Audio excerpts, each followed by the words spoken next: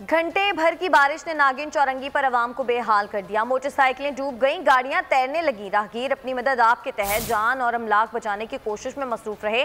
कई मकामात पर मुसाफिर एक दूसरे का हाथ थाम कर बिफरी रैलों का मुकाबला करते नजर आए।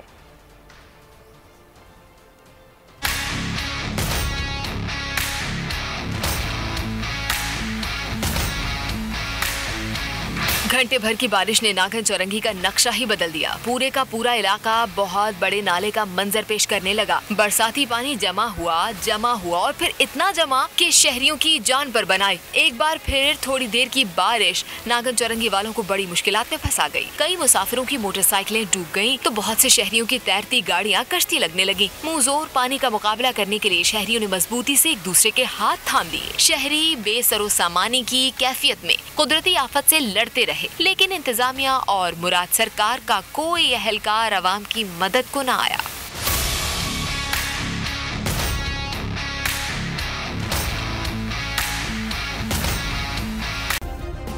सब्सक्राइब करें और बेल दबाएं ताकि कोई खबर रह न जाए।